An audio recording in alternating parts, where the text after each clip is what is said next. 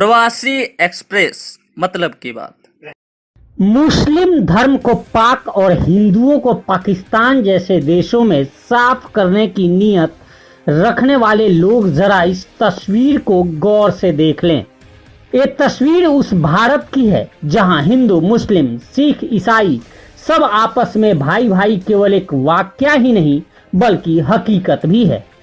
यहाँ होली और दीपावली में मुस्लिम शरीक होते हैं तो वहीं ईद मुहर्रम में बढ़ चढ़कर हिंदू भाग लेते हैं और आपसी सौहार्द का मिसाल पेश करते हैं।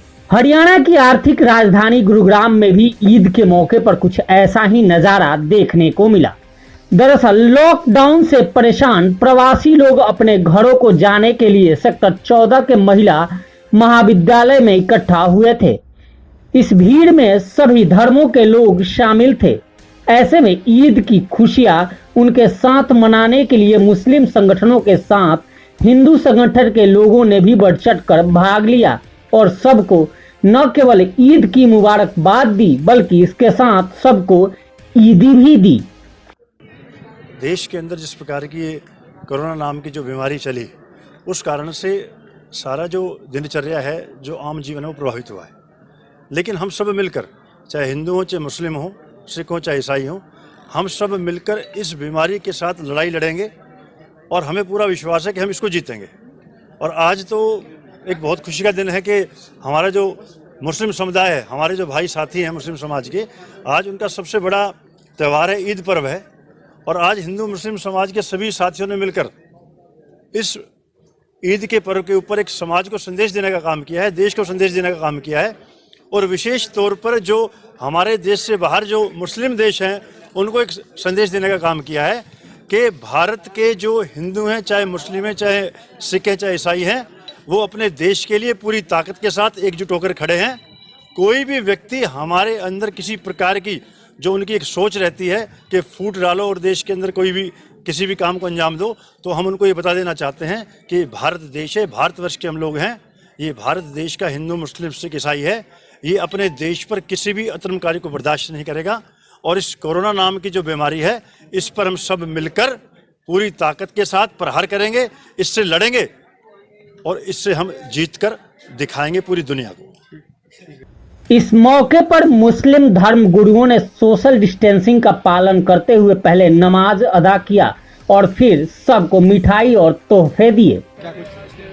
देखें, आज ईद है और हर साल ईद आती है, लेकिन अब की बार हमारा रमज़ान और ईद एक नए अंदाज में आया है। और जैसा कि हम सब जानते हैं, लॉकडाउन का माहौल है पूरे मुल्क ही के अंदर, तो इफ्तार पार्टी नहीं हो पाई, मस्जिदों में नमाज नहीं हो पाई, तो इसी तरह से हमारा ईद मिलन का प्रोग्राम भी नहीं कर सकते और अक्लमंदी भी यही है कि हम ना करें। तो हमारे जहनों में ये बात आई जब हम इस तरह से ज़मीनी सतह पर काम कर रहे हैं, लोगों की मदद की, राशन के एतबार से और ज़रूरत के एतबार से, तो ये जो हमारे यहाँ पर ये तबका है, ये जाने वाले हैं, तो हमें प्रशासन की तरफ से, कमिश्नर साहब की तरफ से ये इत्तला मिली कि ये लोग यहाँ पर मौजूद हैं भारी तादाद में। तो हमारी पूरी टीम के दिमाग में ये बात आई कि हम लोग इनके साथ अपने ईद मिलन का प्रोग्राम करें। तो हमने अपने ईद मिलन का प्रोग्राम यहाँ पर रखा इस एतबार से कि हम इनके साथ एक टाइम का खाना यहाँ पर लें। किस तरह से ये दिमाग में आया आपके? और पूरे, अगर हम पूरे गुरुग्राम की बात करें तो और आपने और मस्जिदें हैं, क्योंकि मस्जिदों में नमाज अदा की जाती है, तो क्या आपने उनको संदेश दिया जो वहाँ के मौलवी हैं? देखें, रमज़ान ही के अंदर हमने एक तो जो जुमे होते हैं उसके एतबार से हमने बाकायदा अपना बयान जारी कर दिया था कि गुड़गांव के किसी भी मस्जिद के अंदर ना जुमे की नमाज़ होगी और जो रात में तरावी की नमाज़ होती है वो भी नहीं होगी। और जो रोज़ा खोलने के वक्त इफ्तार का प्रोग्राम होता था, भारी तादाद में लोग वहाँ जमा होते थे, रोज़ा खोलते थे, ऐसा भी कुछ नहीं होगा। तो ऐसा ही मुसलमानों ने भी बहुत, मैं उनका भी शुक्र अदा करना चाहूँगा कि उन्होंने बात को माना और ऐसा ही किया। और फिर ईद की नमाज़ को लेकर के लोग बहुत ज़्यादा परेशान थे कि ईद की नमाज़ साल में एक बार आती है, हम कैसे पढ़ेंगे, क्या होगा। तो 2 दिन से उनको समझाते रहे और बताते रहे कि ईद की नमाज़ फ़र्ज़ नहीं है, जुमे की नमाज़ फ़र्ज़ है। तो जब फ़र्ज़ नमाज के लिए हम अपनी जान की हिफाजत को सामने रखते हुए रुक गए मस्जिद से, तो ईद की नमाज़ के लिए भी अपने आप को रोकें और आइंदा ज़िंदगी रही तो हम नमाज भी पढ़ेंगे, खुशी बांटेंगे, ईद मिलन का प्रोग्राम भी करेंगे, इफ्तार पार्टी भी होगी, सब कुछ होगा। लेकिन हमारे जो प्रधानमंत्री जी भी एक जुमला कहते हैं कि जान है जहान है, तो उसी पर हम लोग अमल करें तो ज़्यादा फ़ायदा होगा। विश्व गुरु का तमगा ऐसे ही नहीं मिला भारत को। यहाँ राम की पूजा होती है तो रहमान को भी बराबर का दर्जा दिया जाता है।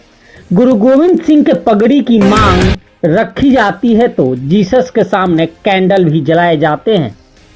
ऐसे में आइए हम भी शपथ लें कि हम सभी धर्मों से प्यार करेंगे और सबका बराबर सम्मान करेंगे।